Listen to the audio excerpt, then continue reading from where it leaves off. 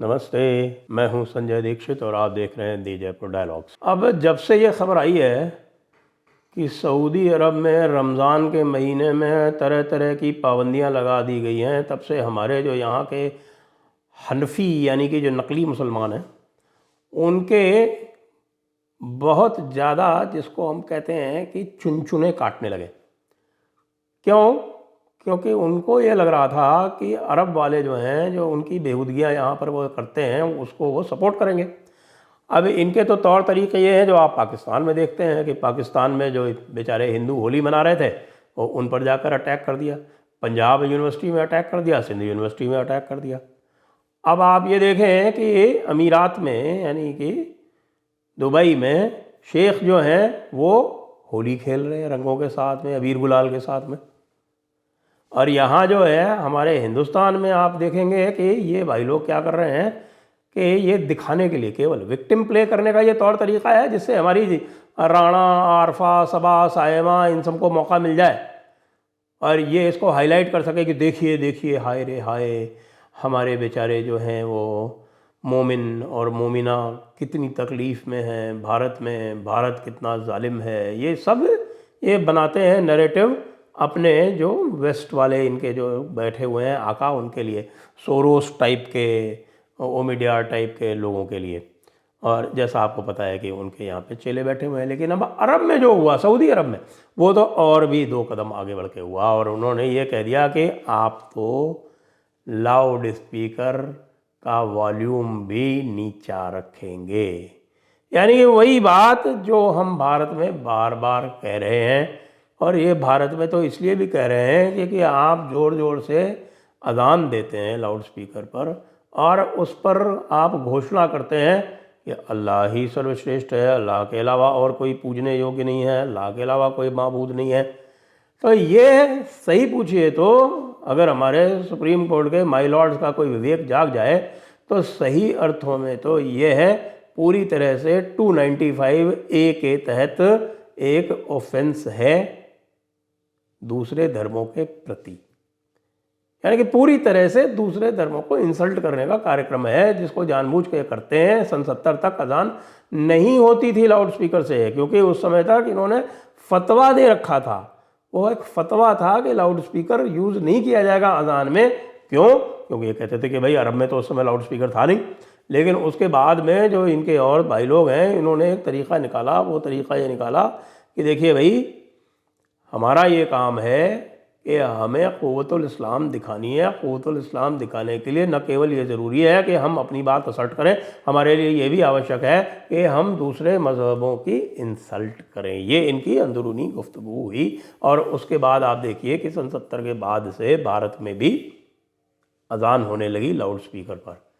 आपको देखिए, loud speaker का आविष्कार तो हो गया था 19वीं शताब्दी में, लेकिन सबसे पहले जब सिंगापुर में अजान जब लाउड स्पीकर पर पड़ी गई तो उसका बड़ा विरोध हुआ, फतवे आए, भारत में फतवे आए। लेकिन अब हमारे जो भाई लोग हैं, यानी कि जो हनफी तबका है सुन्नियों का ख़ास तौर से, उनको अब ये पूछा जाए कि भाई अब आप क्या करेंगे।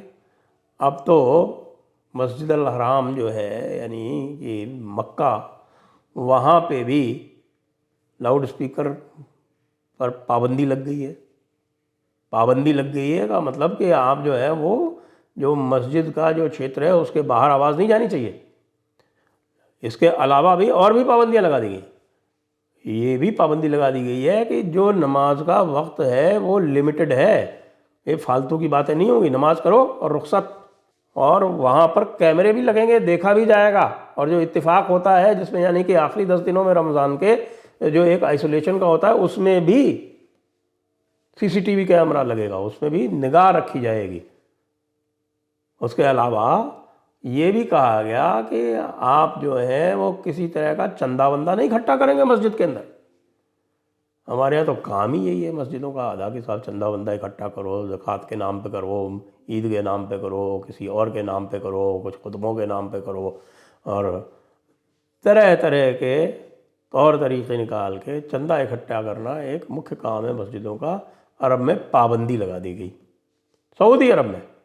यानी सऊदी अरब वो जहाँ से प्राणवायु मिलती है पूरे विश्व के मुसलमानों को, और विशेषकर हमारे यहाँ के मुसलमानों को, क्योंकि यद्यपि वे 99% जो है वो कन्वर्टेड हैं, लेकिन भारत को वो अपनी पुण्य भूमि नहीं मानते हैं। इसलिए सावरकर जी ने जो भारतीयता की एक परिभाषा दी थी कि भारतीय वो है जो भारत को अपनी पितृभूमि माने और पुण्य भूमि भी माने। तो हमारे जो भाईजान लोग हैं, वो भाईजान लोग जो हैं वो कई सारे जो हैं पितृभूमि तो मान लेते हैं, पाकिस्तान वाले तो पितृभूमि भी नहीं मानते, वो तो कहते हैं कि वो अरब से आए हुए हैं, इसीलिए वो पाकिस्तान को अल पाकिस्तान भी बोलते हैं, क्योंकि पा जो है वो अरबिक में नहीं होता। अरबिक जो है वो बड़ी लिमिटेड लैंग्वेज है, उसमें बहुत सारे जो शब्द आप हिंदी में पाते हैं या उर्दू में भी पाते हैं वो उसमें नहीं होते, तो इसलिए वो उसको अल पाकिस्तान बोलते हैं। क्यों? क्योंकि अरब में पा नहीं होता, तो इनके यहाँ भी पा नहीं होता। अब बहुत सारे लोग जो हैं वो पहले यहाँ पे खुदा हाफिज़ थी, खुदा का नाम लिया करते थे, बाद में इन्होंने कहा भाई अरब में अल्लाह होता है, ये जो है ये खुदा वगैरह तो ये सब फ़ारस वगैरह से आया है, तो हम खुदा का नाम भी नहीं लेंगे, हम सिर्फ अल्लाह अल्लाह कहेंगे। तो खुदा हाफिज़ जो है वो अल्लाह हाफिज़ हो गया। ये सब आप देख रहे हैं कि ये हमारे ख़ास तौर से जो पाकिस्तान वाले हैं, इनकी क्या आइडेंटिटी क्राइसिस है। ये भी हनफी हैं, हमारे वाले भी हनफी हैं, और हमारे वालों में भी बहुत कुछ है ये, क्योंकि आखिरकार पाकिस्तान जो है it is a state of mind, it is not a territory, it is a state of mind. So बहुत सारे ख़ास तौर से जो पूरा का पूरा जो मौलाना क्लास है और जो अशराफ क्लास है वो इस पाकिस्तान के आइडिया से बहुत अधिक प्रभावित है। वो तो इसके बिना रह ही नहीं सकता, वो तो अपने आप को अरब की पैदाइश ही मानता है। और आप यदि इनके खुतबे सुने मुल्ला मौलानाओं के, ख़ास तौर से जो ये अशराफ जो तबका है, इन लोगों के आप फॉलो कर लें इनको और देखें, ये इसी तरह की बात करेंगे। अब ये सारी पाबंदियां अरब में तो लग गई, तो अगर आप अरब की संतान है, हमारा जो मुल्ला क्लास है उसके लिए ख़ास तौर से कह रहा हूँ कि भाई अगर आप अरब की संतान है तो आप जो है जो खालिस अरब है उनकी बात मानो। आखिरकार आप जहनी ग़ुलाम हो ना अरबों के, तो ग़ुलाम तो बनो पूरी तरह से।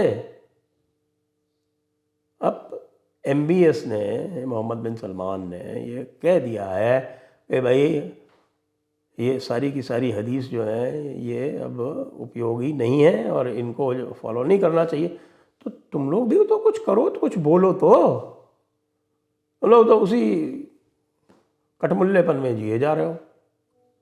अब आप ये देखें कि हमारे जो पाकिस्तान वाले हैं उन्होंने तो अपनी पूरी की पूरी जो भाषा है, पहले वैसे ही उर्दू थी, तो उर्दू कहाँ से है? देखिए ये आपके जो लश्कर थे, इनके लश्कर जो कोठों पे जाते थे, तो कोठों और लश्कर के मेल मिलाप से ये भाषा पैदा हुई, जिसको उर्दू कहा गया, जिसकी जो ग्रामर है वो पूरी तरह से भारतीय यानी कि प्राकृत है।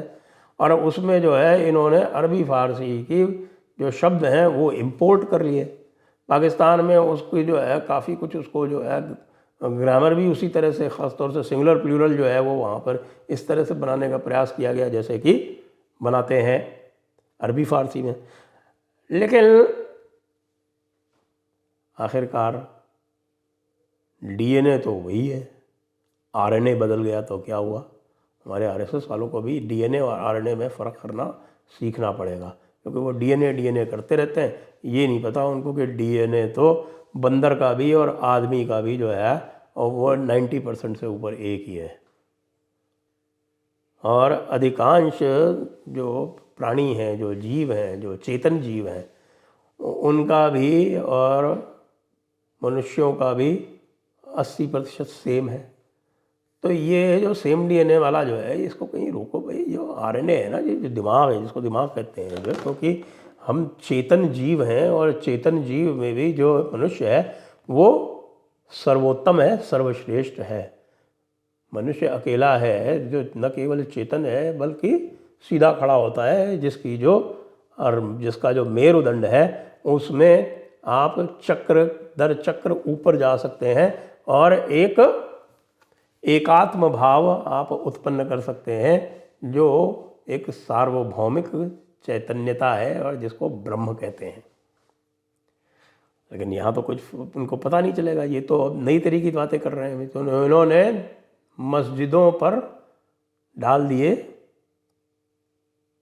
हरे कपड़े, जैसा मैंने अभी बताया कि साहब कहीं होली का रंग न पड़ जाए इसके ऊपर। यार होली का रंग पड़ जाएगा, मान लो अगर पड़ भी गया किसी मस्जिद के ऊपर, उससे क्या फ़र्क पड़ जाएगा? मस्जिद कोई खुदा का घर तो है नहीं।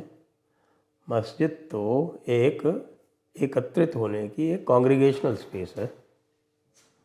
तो भाई हमारे सारे के सारे हनफी और जाफरी जितने भी हैं, सब लोग सीखो। तुम्हारे जो बाप है यानी कि अरब, तो तुम्हारे जो मजहबी बाप हैं, उनका तुमको अनुसरण करना चाहिए, उनकी तक़लीद करनी चाहिए। वैसे भी ये लिखा हुआ है कि इस्लाम में तक़लीद तो करनी ही चाहिए, और अरबों की तक़लीद करोगे तो हो सकता है कि अल्लाह ताला भी जो है वो सवाब के कुछ एक्स्ट्रा पॉइंट्स दे दे। तो गुलामों सुधर जाओ और अरबों के हिसाब से चलो, और ये लाउड स्पीकर बंद करो, ये अजान वजान और ये चिल्ला चिल्ली जो है बंद करो। वैसे भी हम आपको बता ही चुके हैं कि अगर बहुत ज़्यादा तकलीफ़ होती है तो वैसे भी लिखा हुआ है,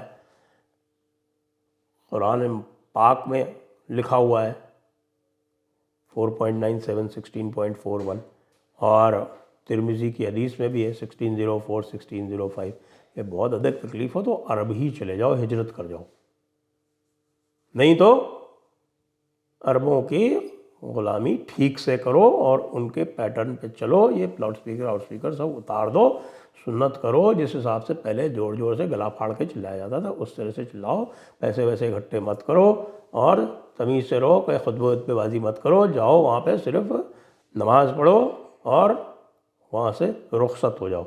कोई भी उल्टी पुल्टी हरकत करोगे तो बाबा देख रहा है, योगी बाबा, ध्यान रखना। जय हिंद, वंदे मातरम।